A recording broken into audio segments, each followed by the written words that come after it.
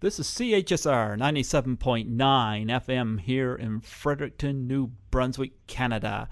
This is Python's Paradise, your film and music show. And this is your host, Greg Gilbert, a.k.a. the Python Hyena. And folks, last year I had the awesome Zack Ward on here to promote his movie Restoration, his directional debut, as well as celebrate his movies like Postal and A Christmas Story. Well, he's back with a new film, Bethenny, and we're more than thrilled to have him back. How you do, Zack? I'm very excited to be back, man. How are you doing? I'm doing fantastic. You know what? It's funny because I not too long ago I got Postal on Blu-ray. It's celebrating its 10th anniversary this year. Did you know that? No, I didn't. I did not know that. Yeah, it's been 10 years since you sat in that office on that chair that would not let you sit straight. Yeah, wow. That's funny. That's crazy. I love that film. And, of course, next year, A Christmas Story celebrates 35 years. That's bananas. That is. And, of course, I suppose you probably still get recognized as that bully from A Christmas Story. Yeah, all the time. It's crazy. I loved your work in... 7 years old, and still, like, people recognize me from when I was 13. There you go. I loved you in Postal. Like, just you know, that was great. I mean, anybody that criticizes Uwe Boll, I gotta say, watch Postal. He's at his best with that film, I think. Oh, thank you. Yeah. Thank you. Yeah. Now, you know, I saw Restoration, as you asked me about last year, and I watched Bethenny this past week. It's interesting because both films have a lot of similarities. You know, they involve both a house with a past and people that moved into it. Is that something that intrigues you, or is that just coincidence? Well, to be honest with you, I mean, you make movies for multiple reasons, and one of them is because it's a business model. Mm-hmm. Some of it is an extension of your craft and art and your passion, and then the other one is the logistics of getting things done at a budget. So with both those movies were done back to back. We shot them in the same location using the same crew, and literally shot Restoration first, and then had like 3 days down, and then shot Bethenny in the exact same house, and tweaked it out to make it look different. But this is what you do with indie feature films, is you try to make as much as you can as inexpensively as possible, and make sure that the money goes on the screen. But it limits the amount of locations you can go to, amount of days you can shoot, all those luxuries that the big features have. So yeah, there's a lot of similarities. Well, I got to say, for Restoration, which you also directed, congratulations. You did a great job behind the camera on that as well. Thanks, man. Yeah, I enjoyed it thoroughly. And, of course, you know, Bethenny, you're not... Was it your choice not to direct that one? Yeah, it was always agreed that my producing and writing partner would be directing that one. That's James Cullen Bresick, and he has directed a lot of horror films. And so we work together, sort of helping to benefit one another. Okay. You two go continue to work together? Because I think with the limited budgets, you guys... He's working on other stuff. I've been working on other stuff. It depends what the opportunity is. We try to when we can. Okay. Well, this film, yes, I sat down and watched it, and here's something I found interesting. I'm going to try to say this without giving any spoilers away between Restoration and this film, in your two roles. Your character in the first film, you know, as with everybody in the film, nobody is what they seem. Everybody is kind of has a double side.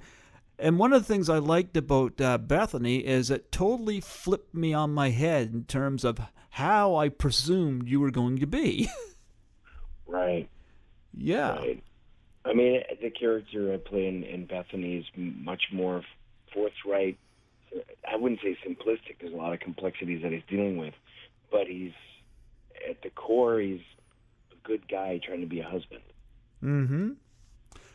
I am trying to think, and it escapes me, the name of the woman that played the lead. Stephanie Estes. Okay. I don't think I've seen her before. She did a good job in this movie. Yeah. She's great. Yeah, and of course, she's the one that, of course, had the traumatic past and moving into this house that maybe, that's questionable whether she should be or not because of past events. Yeah. Mm-hmm. How did you come about casting her? She auditioned, and she was great.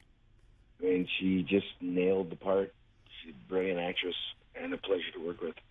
Yeah. And, if you notice, Anna Har is also in this movie as well. She was in Restoration as the young girl in the 80s, and in this movie she plays another young character. She's a wonderful young actress, just fantastic. Oh, is she the one that was seen in the house in the flashbacks? Mm-hmm. Okay, yeah. Because I thought that stuff that I'm trying to do this without giving away anything. Some of the really wicked, almost spiritual elements that occur towards the third act, I thought that were terrific. Taking stuff that they've kind of flashed to death in other movies, and I think you guys make greater use of it with the independent budget. Oh, thank you. Yeah. Thank you. Appreciate that. Yeah. And of course, it was also, I gotta say, really, really nice to see Shannen Doherty. Haven't seen her in a while. I always liked her, and of course, she plays the mother of the lead. Of course, she's having these flashbacks because, well, her mom wanted her to be perfect beauty-wise, and said you're not allowed to be ugly. And of course, I see nothing ugly about Shannen Doherty, but it was, it was nice to see her in that. How did you come about getting her in the movie? I worked with her before on a movie called Blood Lake: Attack of the Killer Lampreys, and it's as good as the title sounds. So feel free to laugh. Actually, that James Cohen-Bressing had produced that. Actually, had directed that one.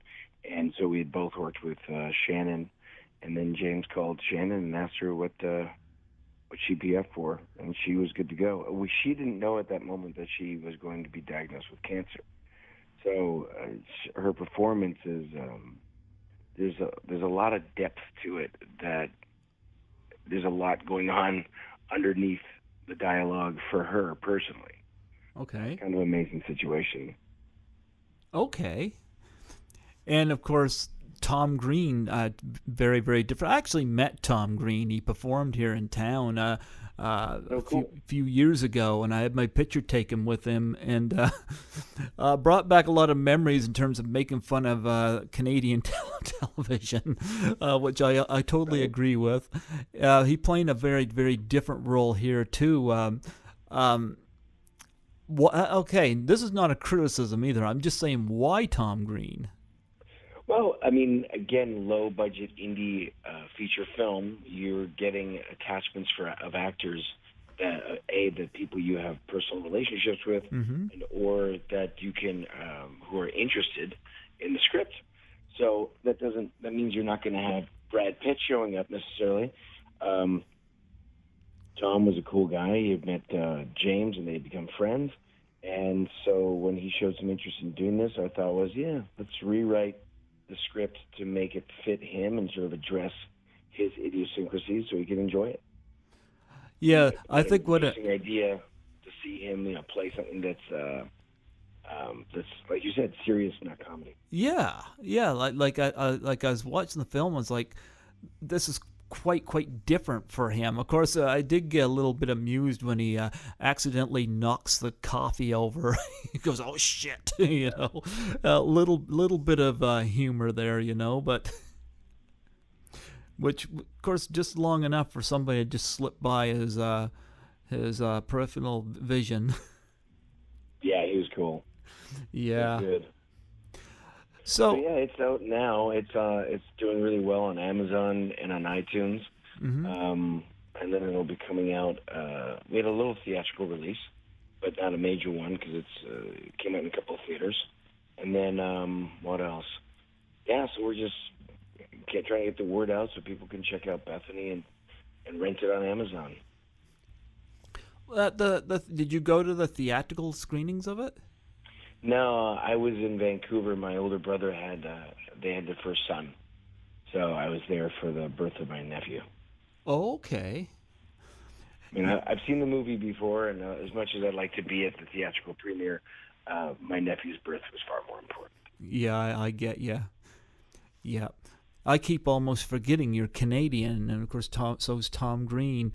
I miss the days when Canadian films were made. Now a lot of companies come up here and they make films, but I remember the days when Canada used to have their own films. You don't see that a lot now. Mm-hmm. Yeah. So the process of making between this and Restoration, which was the more difficult film to make? Restoration. Was that because you were Restoration was directing? harder. Well, yeah, because I was directing, and I had to carry more weight on the set. I was in the film, and I was directing the movie, and I was producing the film. Whereas on Bethenny, I was a producer, but I had set up the infrastructure so that I didn't have to babysit everything. I had people on our team who could take care of stuff because it was their job, and then I had to focus on just acting. So, yeah, Bethenny was much easier for me because I wasn't wearing as many hats. Okay. What were some of the major challenges to making Bethenny? Again, just working around Shannen's schedule because she had found out that she had cancer at that point and was starting to take some types of chemotherapy that were very difficult for her, affecting her. And finding better locations, trying to make them work. If you notice, the hospital is a pretty nice one. Mm-hmm.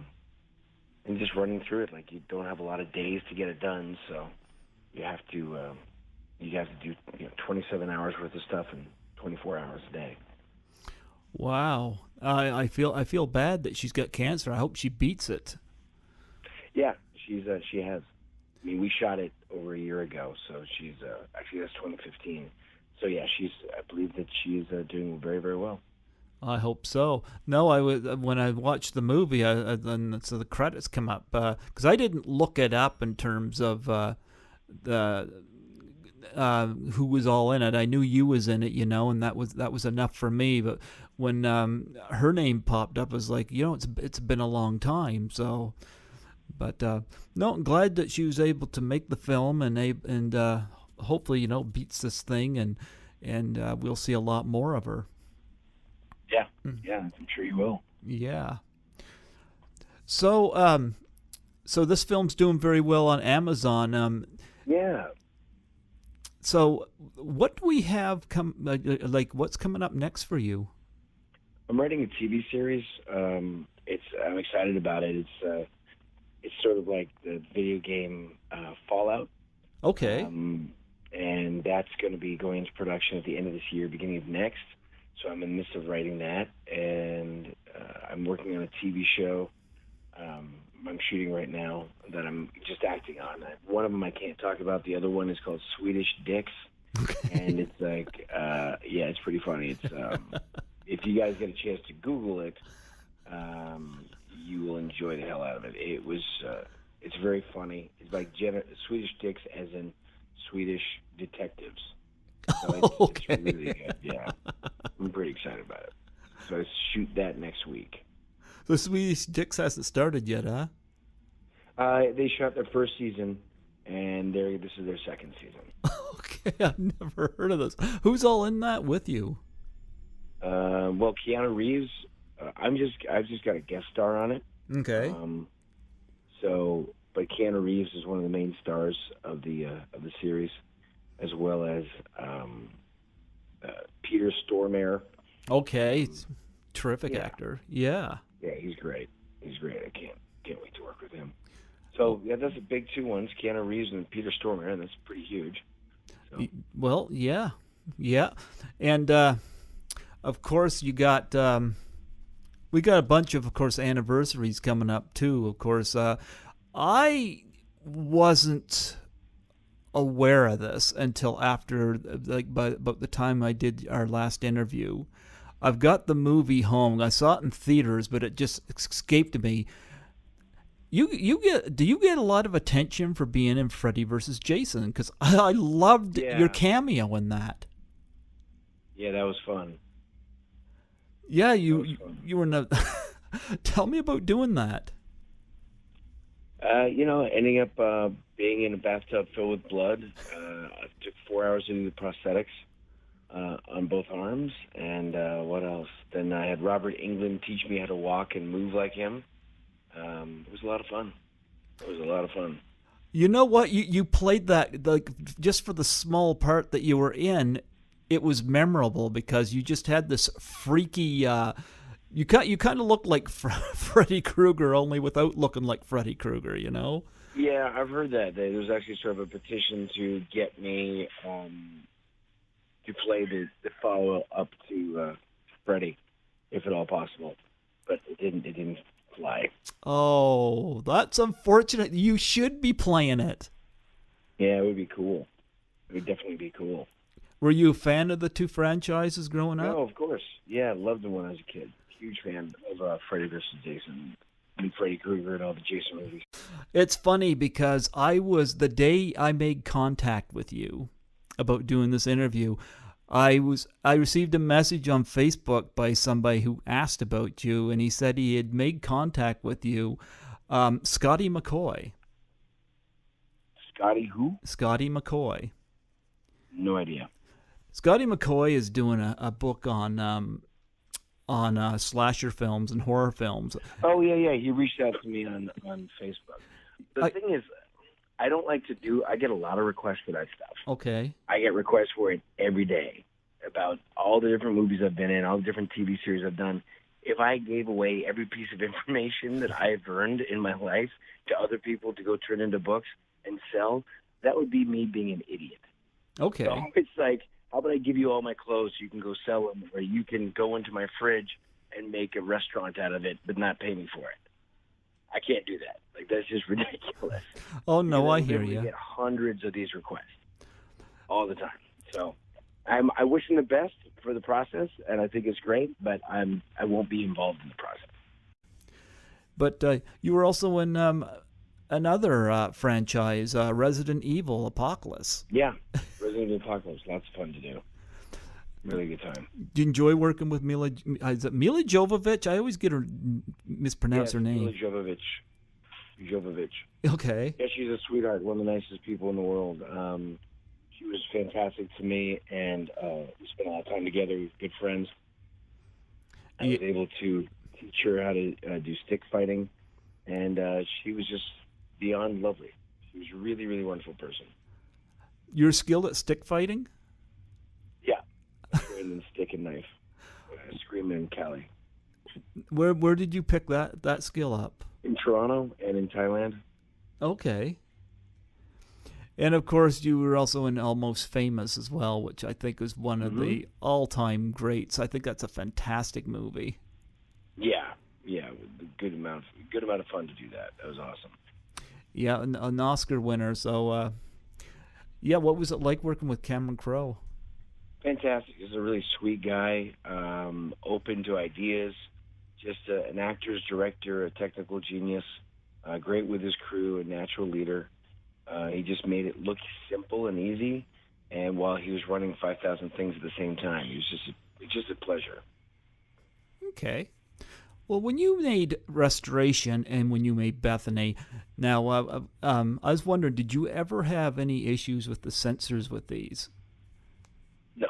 No? Because I hear a lot of this. There was a big complaint that I guess has come to my attention this week about Sony is issuing quote-unquote clean versions of some of their movies. And I guess Seth Rogen and Judd Apatow were kind of against this, and I don't blame them at all. But, of course, the moral right seems to be applauding this as if everything has to be geared at kids, which, of course, is problematic. Well, here's the thing is, I don't agree in censorship, but at the same point, if they're going to release the movie in its original form, and then they're going to release a companion version, which has got the F word taken out because people apparently are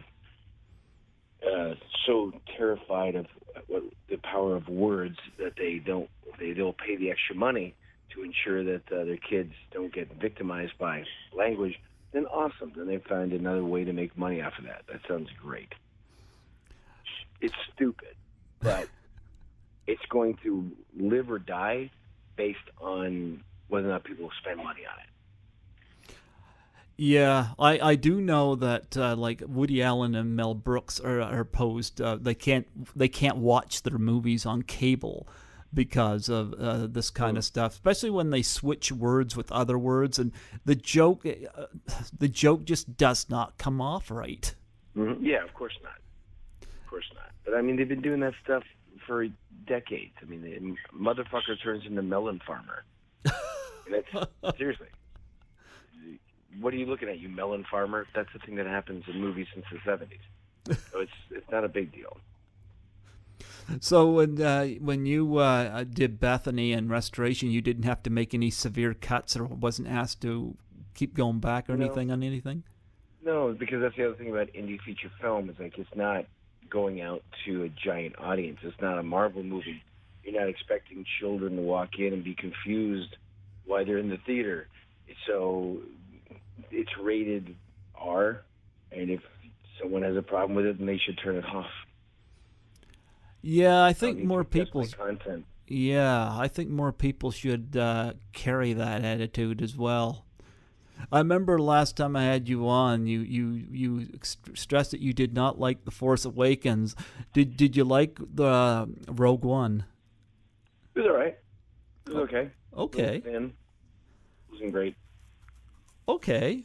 What were your criticisms of it? It's been a while since I saw it, so I couldn't really review it with you. Okay. No, I was just curious because I know you hated the other one, but you kind of brought up in that same environment I was in terms of what was released and growing up with the Star Wars films. So. Yeah, exactly. Hey man, my fiance just got back, and we're gonna go grab some food, so I'm gonna jump off the line. But it was great talking to you, man. I really appreciate it. Well, let's first do a little shout out on Bethenny. Where can people see that now? Amazon? Oh, Bethenny is now on Amazon and iTunes. So by all means, rent it and take a look and let me know what you think. You can hit us up. Hit me up at Total Zack Ward on Twitter. TOTALZACKWARD. Both Twitter and Instagram, and just hit me up on Facebook.